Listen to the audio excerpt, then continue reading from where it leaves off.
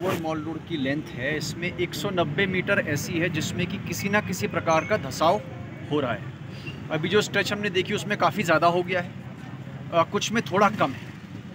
पूर्व में जो जियोलॉजिकल स्टडीज़ यहाँ पे हुई हैं उससे ये पता चलता है कि जो लोअर मॉल रोड है डिपॉजिट्स पे बनी हुई है। इसको डिपॉजिट्स को आप ये मान लें कि ऊपर से कभी किसी ज़माने में मलबा आया होगा, उसी के ऊपर रोड बनी हुई है। और जो इस मलबे की डेप्थ है 80 मीटर के आसपास बताई गई है, यानी कि इस पूरे इलाके में पत्थर कहीं नहीं है, तो मलबे पे टिका हुआ है। दूसरी बात, जो लेक की पेरिफेरी है, यानी कि जहाँ पे लेक का पानी सड़क को टच करता है, इसके अलॉन्ग पूरे में एक दीवार थी जो कि काफ़ी पहले बनी होगी, कुछ जगहों पर रिपेयर भी हुई है, लेकिन अधिकांश रिकॉर्ड्स के हिसाब से ब्रिटिश पीरियड की होगी।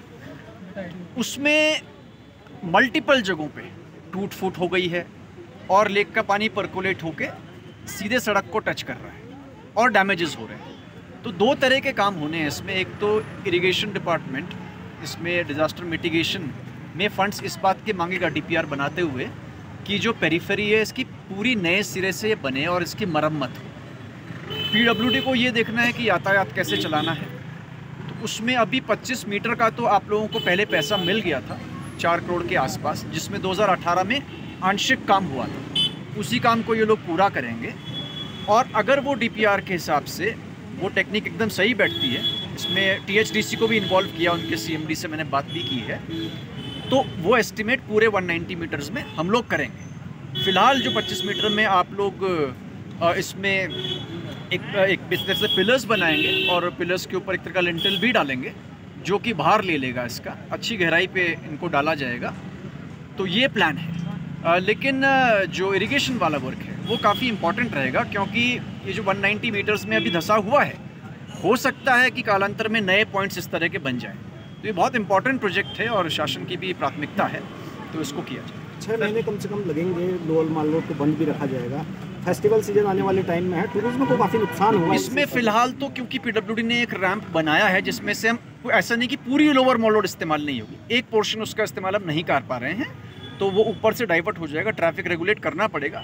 लेकिन फिर भी निर्देश डिपार्टमेंट्स को यही है कि जल्द से जल्द इसको करें और जो डैमेज अब बढ़ गया उसकी भी संशोधित डीपीआर बनाते हुए तत्कालीन शासन को भेजें और फंड्स वहाँ से जल्दी हम लोग क्लियर करवाएंगे। जहाँ से रैंप बनाया है वहाँ पे भी स्थिति खराब हो रही है, नीचे वाला पार्ट धंसाव की स्थिति में है।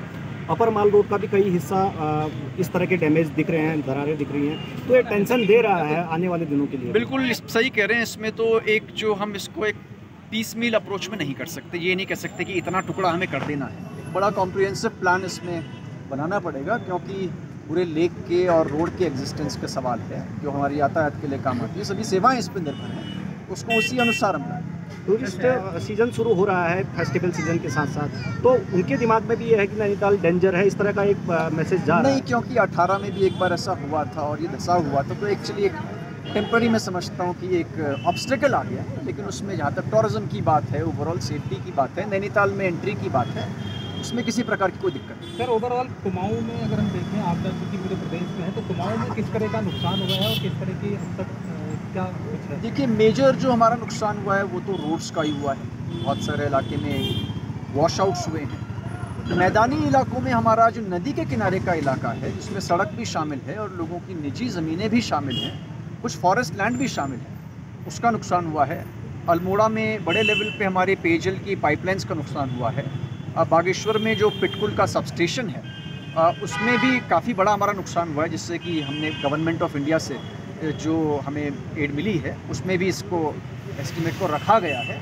और बाकी जगह जहाँ पे आकलन बहुत डिटेल में नहीं बन पाए, उसको डीएम्स अपने स्तर से बनवा रहे हैं। और अभी प्रयास इसी बात का है कि जो सड़कें बार बार बंद हो रही हैं, क्योंकि अब इस बीच समझते हैं कि 20-21 सितंबर के बाद बारिश भी थोड़ा कम होगी, तो उसमें जल्दी हमारा ट्रांसपोर्ट जो है और कम्युनिकेशन लाइन्स हैं वो सुचारू हो जाए। ओवरऑल नैनीताल में भी संकट दिख रहा है, चारों तरफ पहाड़ियाँ गिर रही हैं, उनका ट्रीटमेंट काम होना है, क्योंकि पिछले साल से जो गिरी हैं टिफिन टॉप या चाइना पीक या जो अन्य इलाके 7 नंबर के हैं वहाँ दिक्कतें हैं, तो उनको लेके कैसे होगा ट्रीटमेंट उनका? उसमें टिफिन टॉप में तो एक इरिगेशन से हमने एस्टिमेट बनवाया हुआ है, उसकी स्वीकृति हमें शासन से मिल जाएगी, मिटिगेशन में मांगा है। और जो अन्य जगहों पे जो भी सेंसिटिव पॉइंट्स हैं, बेसिकली सभी जगह किसी न किसी तरह की स्टडीज़ हमारे द्वारा करा दी गई हैं। कुछ जगह ऐसा है कि यहाँ पे जो स्टडीज़ हुई हैं उनको वेट कराना पड़ेगा किसी एक्सपर्ट बॉडी से, क्योंकि एक साथ पैसा लगाना बिना प्रॉपर स्टडी के वो उचित नहीं रहेगा। तो जैसे बलिया नाला में बहुत अच्छी स्टडी हुई और उसके बाद वहाँ पे काम हो रहे हैं, उसी प्रकार से इसको करें। Thank you.